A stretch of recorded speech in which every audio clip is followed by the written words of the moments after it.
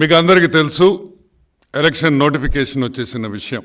అంటే I think ఈరోజే code మొదలైనట్టు election code వచ్చేసింది.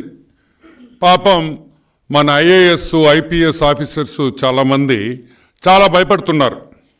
మేము చెప్పదలుచుకునేది ఒకటే, ఐఏఎస్లు ఐపీఎస్లారా, అందరు కాదండి, తప్పు చేస్తున్న ఐఏఎస్ ఐపీఎస్ ఆఫీసర్లకి, జగన్మోహన్ రెడ్డి భజన చేస్తున్న ఐఏఎస్ ఐపీఎస్ ఆఫీసర్లకి, జగన్మోహన్ రెడ్డి చెప్పులు మోస్తున్న ఐఏఎస్ ఐపీఎస్ ఆఫీసర్లకి మేము ఒకటే చెప్పదలుచుకున్నాం, జాగ్రత్త, కోడ్ వచ్చింది, మీరు చేసే యదవ పనులు ఆపండి అని ఈరోజు సూటిగా ఐఏఎస్ ఐపీఎస్ ఆఫీసర్స్కి చెప్తున్నాం.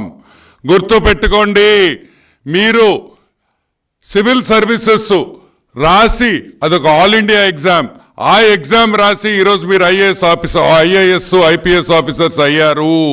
ఇంకోటి కూడా చెప్తున్నా, రేపు ఈ స్టేట్ నుంచి సెంట్రల్కి వెళ్ళాలి, ఇక్కడ చంద్రబాబు నాయుడు వస్తే మనం సెంటర్కి వెళ్ళొచ్చు అని ఆలోచన ఉంటే వదులుకోండి.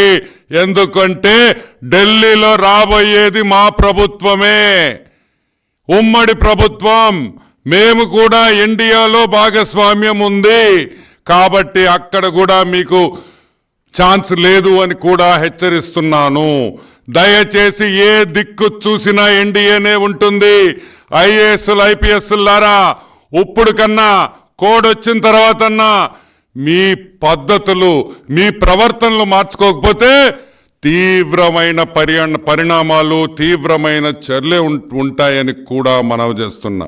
ముఖ్యంగా ఈరోజు మీకు కొంతమంది పేర్లు చెప్పాలి, ఎందుకంటే వీళ్ళు మామూలు భక్తి కాదు. ఆంజనేయ స్వామి శ్రీరాముడి మీద చూపించిన భక్తి కన్నా వీళ్ళకి జగన్మోహన్ రెడ్డి అంటే ఇంకా భక్తి అని కూడా మీకు మనవి చేస్తున్నా. ఏమయ్యా, రెవెన్యూని ఇంటెలిజెన్స్ కొల్లు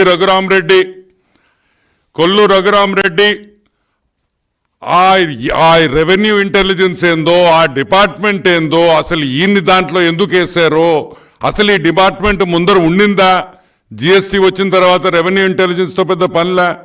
ఈరోజు ఆ రెవెన్యూ ఇంటెలిజెన్స్ అడ్డం పెట్టుకొని ప్రతి నాయకుడిని, వ్యాపారం చేసే గ్రనైట్ వాళ్ళ కాడి నుంచి ఎవరు ఫ్యాక్టరీలు ఉండే వాళ్ళందరినీ కూడా వీళ్ళు ఇబ్బంది పెడుతున్నారు.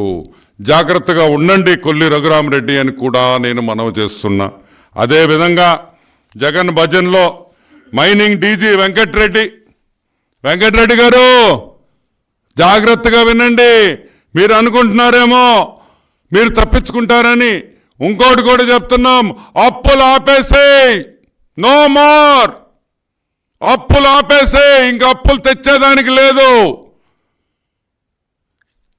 అదేవిధంగా మైనింగ్లో జరుగుతున్న మైకా, అదేవిధంగా తెల్లరాయి, తెల్ల బంగారం, అన్ని అక్రమాలు ఆగిపోవాలి, ఈ క్షణం నుంచి ఆగిపోవాలి. గుర్తుపెట్టుకో, ఇరగా తీసి వచ్చే రోజు దగ్గరుంది. మా ప్రభుత్వం రాగానే నిన్ను జైలుకి కూడా పంపిస్తామని కూడా నేను మనవి చేస్తున్నా.